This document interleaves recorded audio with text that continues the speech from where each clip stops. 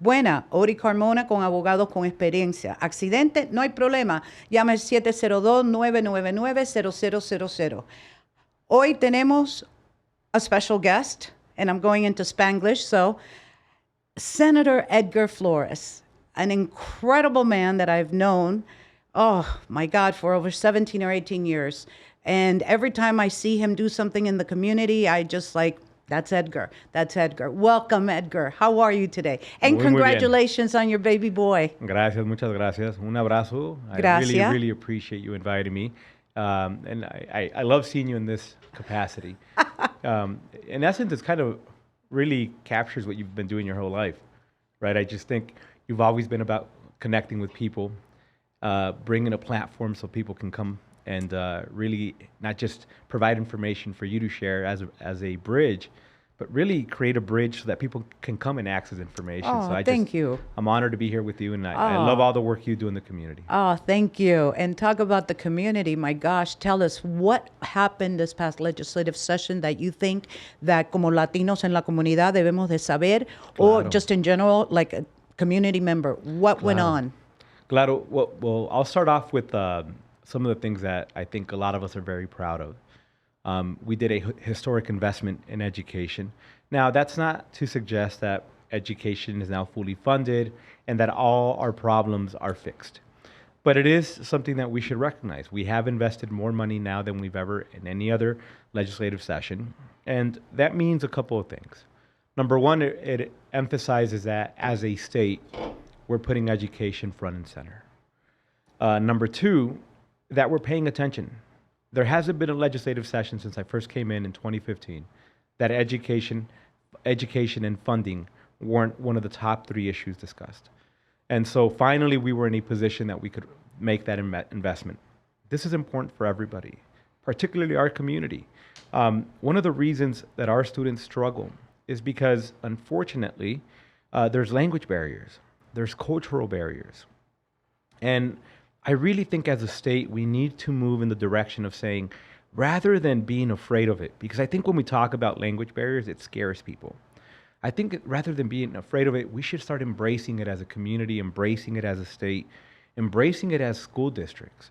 Saying language barriers just means that we're going to have students that are going to be multilingual, if not multilingual, minimum bilingual. And that means that the workforce 20 years from now, 10 years from now, 15 years from now, will all be bilingual. But the only way we can do that effectively is if we actively invest in that direction. I'm also very happy to say at a small scale, not at the scale that we were discussing now, but we've been talking about street food vendors for a long time, something that's very important in our community.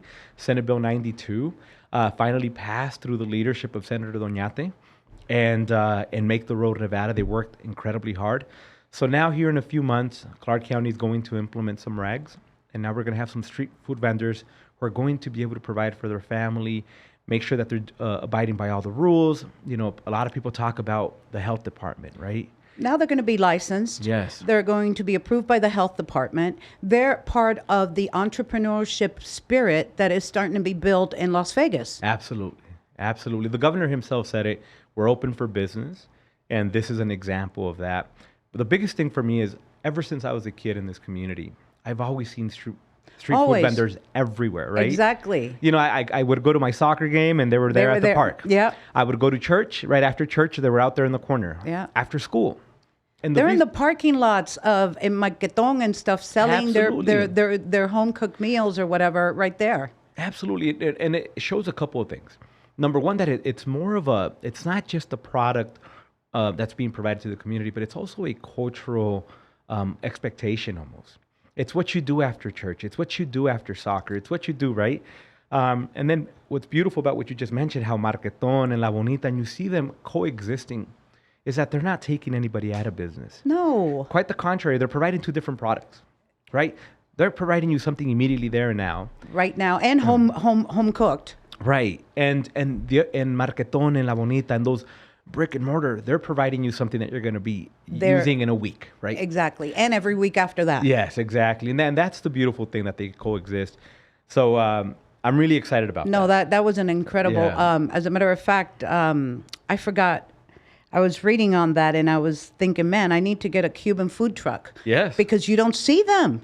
1,000%. Okay, I just gave everybody else the idea, There. right? Pero bueno, ¿qué se va a hacer? Nobody has mama's recipes. So mine would be like perfect because grandma gave us all her recipes, you know, and we wrote them all down. We type it. I still have it. And we share it among all of us, you know? Me acuerdo mucho que trabajé en la King Ranch Market de niño, de joven. Cuando era King Ranch. Cuando era King Ranch. Antes Porque de que ahora es en cambiara. Marquetón, Antes de let's que cambiara. emphasize. Ajá. Y me acuerdo mucho del lechón, el sándwich cubano. El lechón asado. El lechón asado. Me encantaba el lechón asado.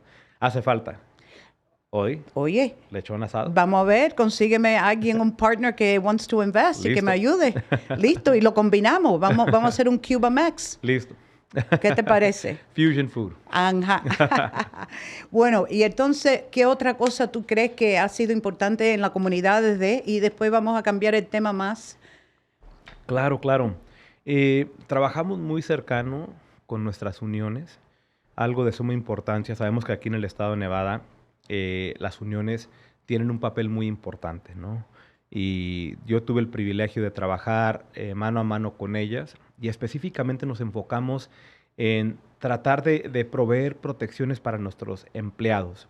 Sabemos que estadísticamente un empleado que gana un salario digno lo va a invertir ese dinero aquí mismo en nuestra comunidad.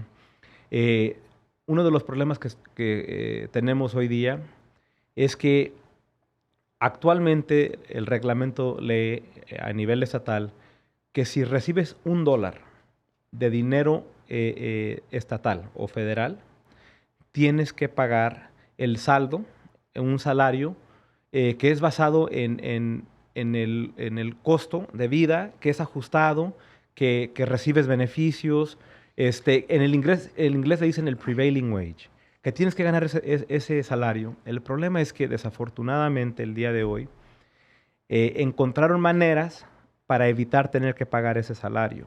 Y trabajamos muy cercano con muchas de nuestras uniones, en particular con Vince Saavedra, que tiene un papel muy importante con Building Trades, y específicamente para tratar de eliminar esos loopholes que tenemos en la ley, para asegurarnos que todo mundo que esté recibiendo dinero federal estatal pague el salario correcto.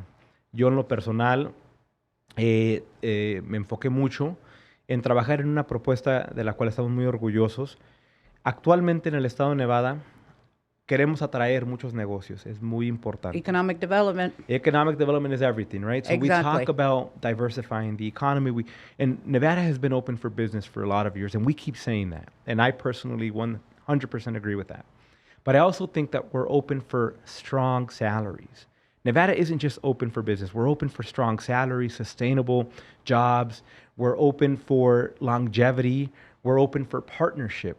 And it's saying the same thing, but it has a different tone. Because for a long time, we just wanted to attract anybody who was willing to invest. Now we're saying, let's attract people who are willing to invest in a partnership. So one of the laws that I worked on in that passed is that if you receive an abatement, you come in from out of state, you have a beautiful business that you're going to come into Nevada, you're going to create 100 different jobs. Great, we want you to come. But at the same time, we want to make sure that you're paying family medical leave, right? We just want to make sure. We just want to make sure that you're providing that, right?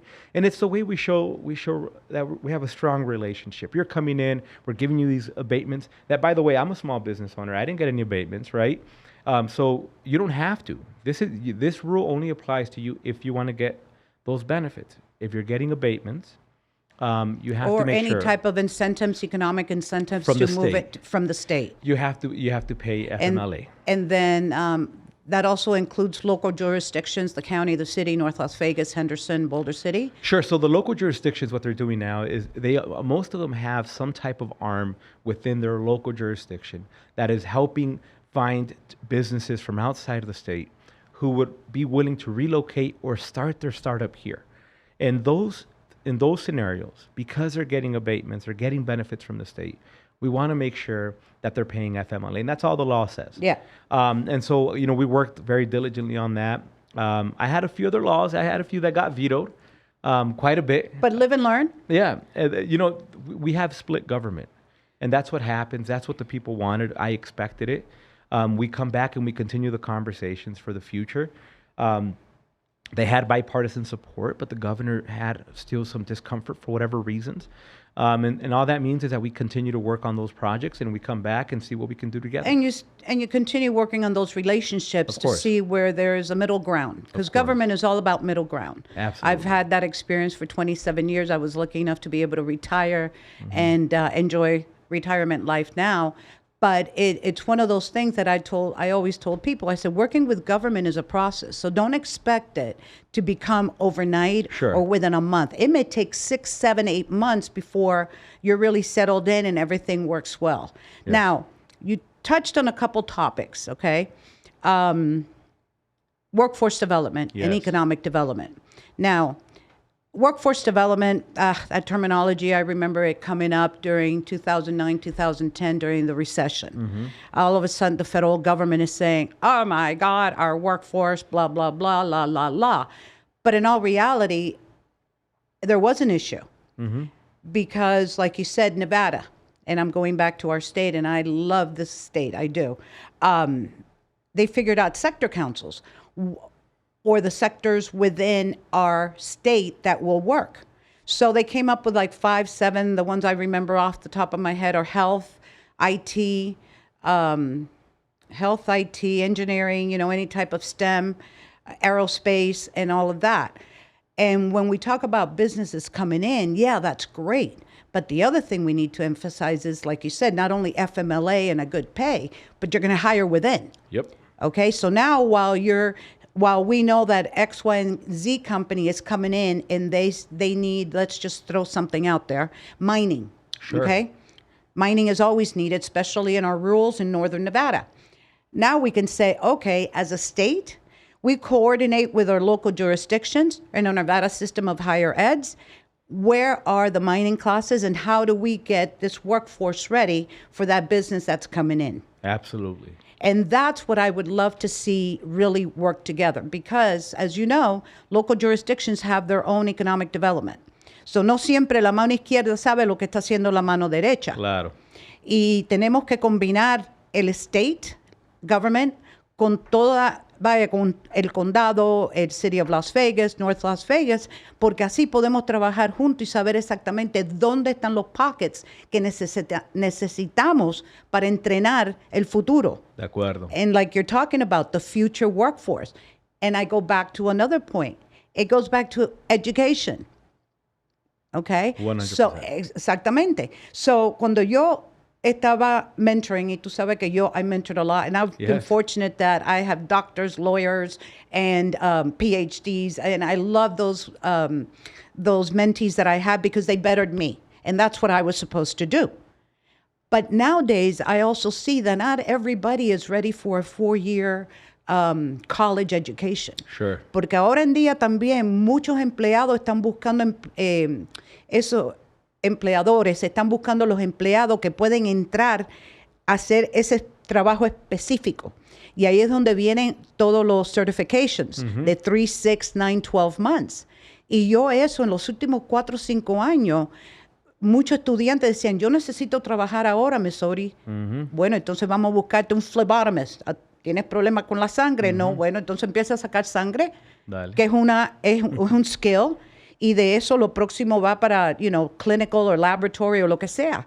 Porque yo siempre he dicho que lo que tenemos que hacer, especialmente con nuestra juventud y nuestros jóvenes, tu vida ha sido increíble. Tu padre, como mi madre, trabajó duro para que nosotros tengamos estos derechos y poder sentarnos aquí y tener esta conversación. Nuestros hijos nos van a mejorar a nosotros, porque eso es lo que tenemos que hacer cada generación. Y en cada generación se tiene el ejemplo de, bueno, esto es un doctor o esto es un abogado, which is great. Pero también necesitamos clinical technicians, necesitamos gente que cojan los x-rays, x-ray technicians, necesitamos information technology, gente que sepan las computadoras, que sepan cómo manejar los social medias. Y todo eso son trabajos nuevos que en mi generación jamás y nunca se hubiera podido imaginar. Pero ahora tenemos todo eso para poder enseñar a la juventud. Estamos en la página correcta, ¿no, verdad? ¿Tú y yo? Sí, claro que sí. Sí, no, lo que yo comparto es que one of the ways we can, when we talk about diversifying our economy, when we talk about workforce development, one of the key partners and components that you mentioned is that certification process, because community colleges can adjust immediately. A traditional four-year institution like UNR and UNLV, it's difficult for us to implement a brand new curriculum and say, here, implement this, train the workforce, because that model of a four-year is different and it's incredibly important. But the community college can really fill that void. They can come in, you could tell them, what do you need tomorrow? Tomorrow I need somebody that can do A, B, C, and D. Understood. They can immediately adjust the curriculum, create a program that matches whatever will give you that training within X amount of months, and fill that void. It does three things. Number one, it creates a partnership between the private sector and our institutions for higher learning, which is pivotally incredibly important. Because when you know that you have that type of partner, you as a business come in with the confidence of saying, I can go to Nevada, because even if they don't have the workforce yet, they will adjust immediately to meet the needs of the workforce that I need. Number two, we're preparing our students, right? Because one of the problems we have right now, and we see it in Northern Nevada, we have amazing work that came in, but then we started hiring a lot from California. No offense with Californians, California's great. But the problem is, if you have 1,000 people here and then 1,000 more people show up and there's only 1,000 jobs, what are we doing? So the disconnect and the real requirements and the real work is not just getting those new jobs here, but it's then requiring that pipeline of training, requiring that relationship with our community colleges, requiring that we all kind of collectively invest.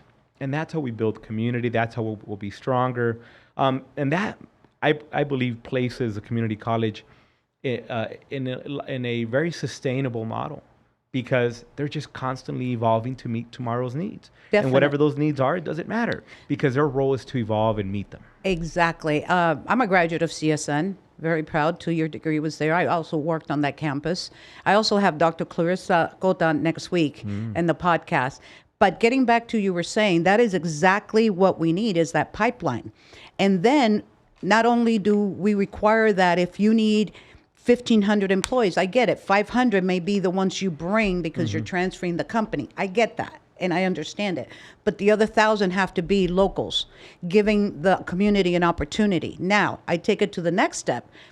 Once we get them there, what's the next level for those employees to be able to keep going up and looking at that next level of pay, or even additional education to ensure that now they are competitive in that field? Sure. And the other thing that you were saying about the 1,000 versus 500, et cetera, is that you get buy-in. You know, there's always a lot of Nevadans, and particularly Nevadans in Northern Nevada, you know, where they're proud to be Nevadans, and we should be. But you're still skeptical. You got folk coming in from out of town. And if you never build that relationship where there's a lot of buy-in, it makes it harder when you want to continue growing. It makes it difficult when you're having conversations about affordable housing. So the more buy-in you get from the community, the better you are as a business. So it's a win-win for everybody. And so I think Nevada is in a very exciting moment in history.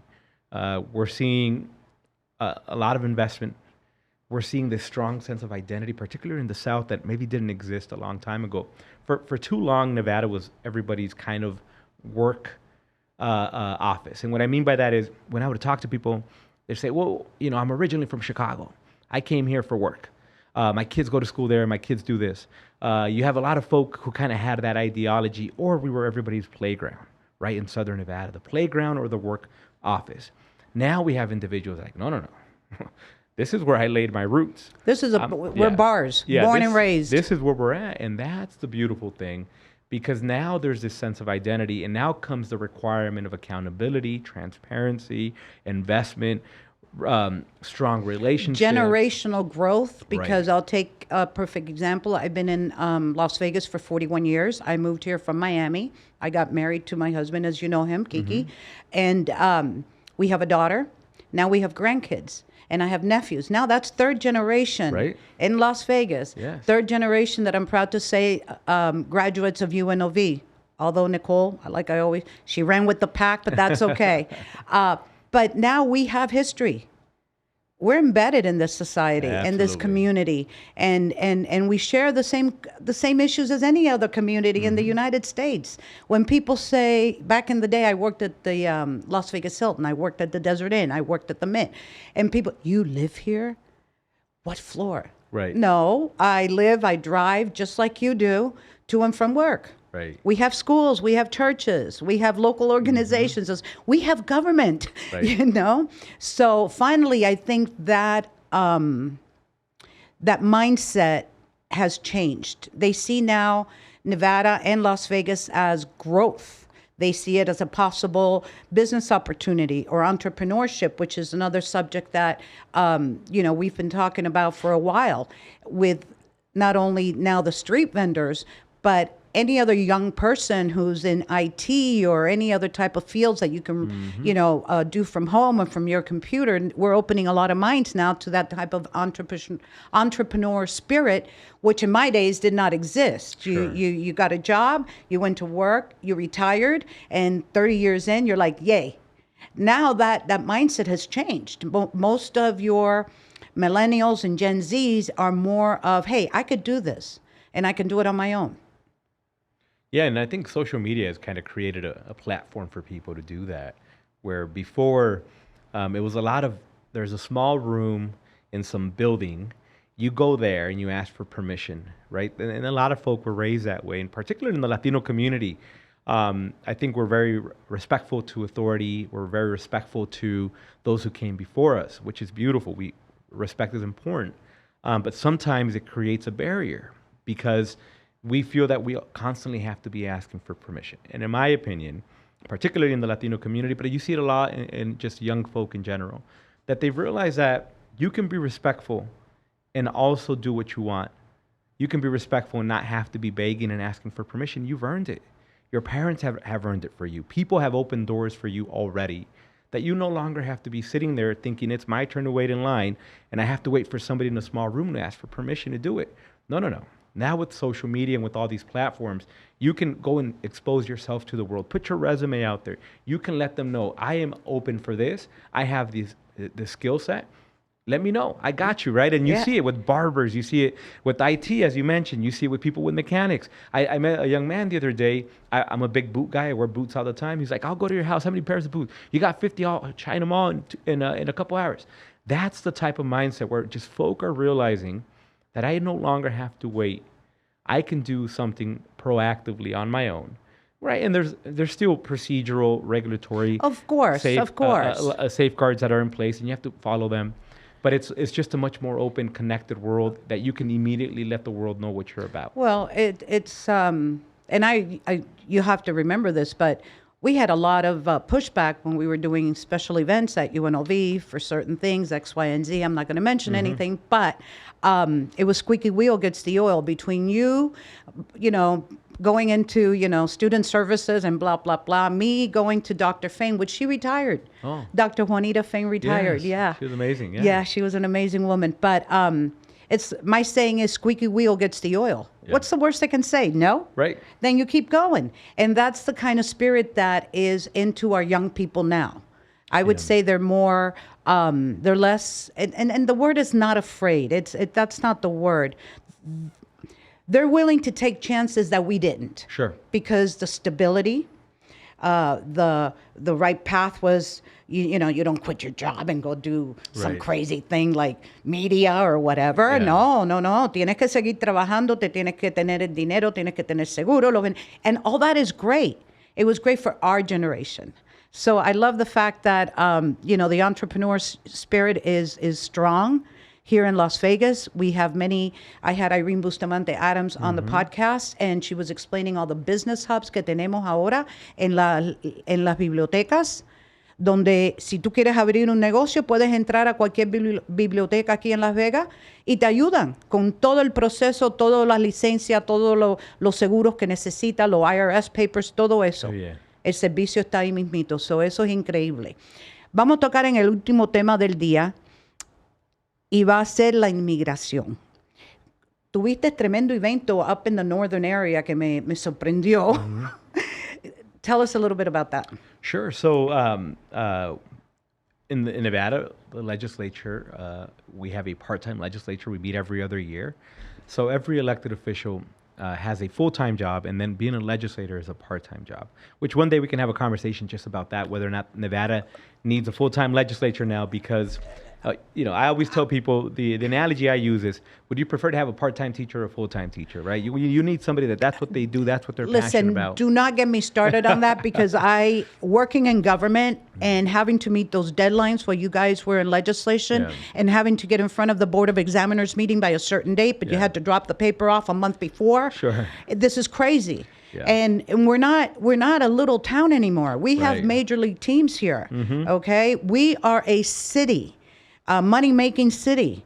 We need legislators full-time. So I definitely would have that on the ballot, because we need you guys there year-round.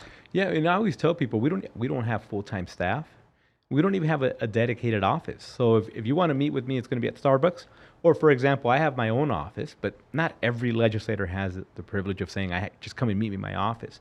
My point is, having part-time legislator means you have a part-time employee who's supposed to be doing full-time work, and that's problematic.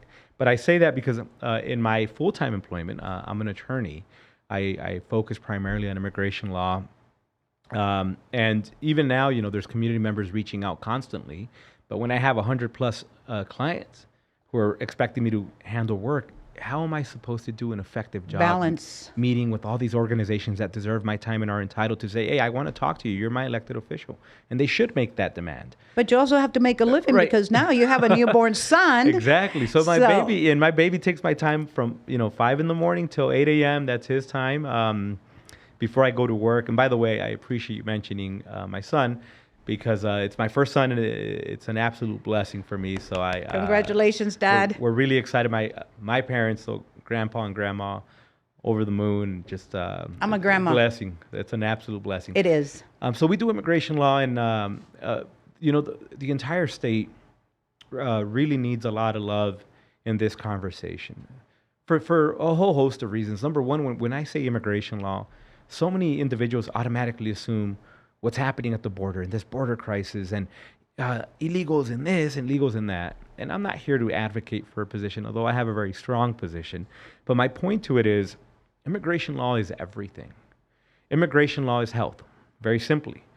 Every time you go to a hospital, look at those last names. You'll realize that we bring an extraordinarily large amount of human beings from all over the world, because they're incredibly talented to take care of us, to take care of our families. When you look at our educators, a lot of them are here on a J-1 visa, particularly those who are working with students with special needs. They come here temporarily for 3 years, namely from the Philippines. They'll come here and serve our needs, because we as a state don't have enough teachers. We have a crisis. When I say when I say immigration, I'm talking about all the different investments that are happening in the state. We've built casinos on a program called an EB-5, which is $1 million or $500,000 investments from different people from around the world building casinos here. When I talk about immigration, I'm talking about every sector, every aspect of our lives. If you go into a casino, if you go into a restaurant, just listen to the music. I always tell people, it's Chinese food. But you're listening to salsa. But it's made by some Latino, and it's okay. And it's exactly. It's sushi made by Latinos. So it's kind of Asian food, but it's the hands that made it are maybe not necessarily, right? It's the chef. It's the art of cuisine, that it doesn't matter what nationality you are. You learn, you like that special kind of food, and you do it. I totally understand that, because coming from Cuba, again, we came in 1967, and we were considered political refugees, because Fidel had just taken over our island, and my mom had the vision to bring us here, and thank God she did.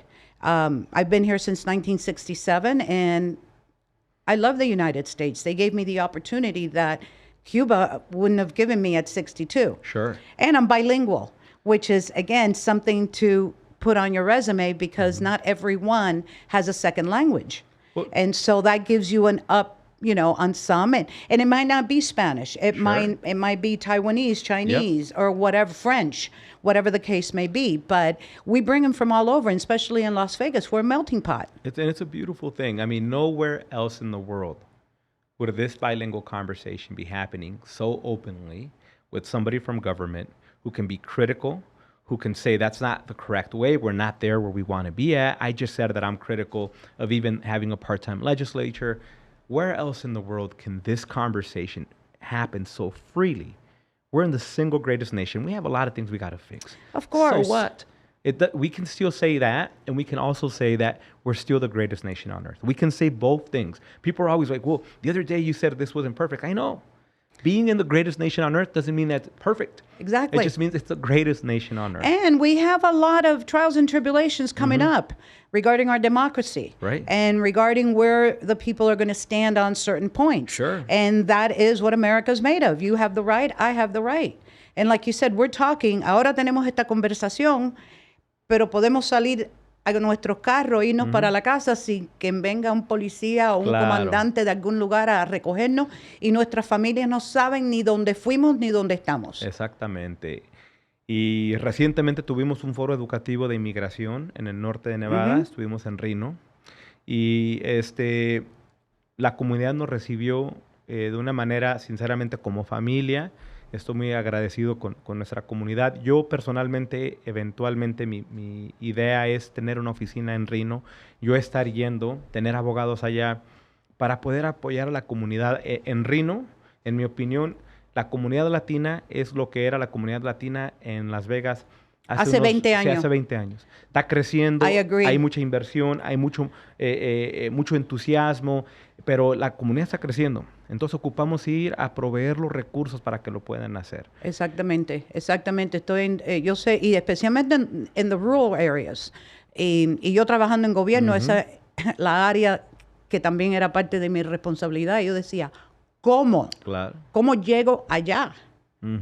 ¿Cómo llegamos? Y yo años atrás te dije de un trailer, ¿te acuerdas? Como Mobile on Wheels. ¿Te acuerdas de esa idea? Para bueno, recursos. Community Chest en Northern Nevada tienen un autobús así ahora, pero no tienen el dinero para retrofit it. Pero, como le dije, esa idea, porque no hay autobús que vaya de una área a la otra.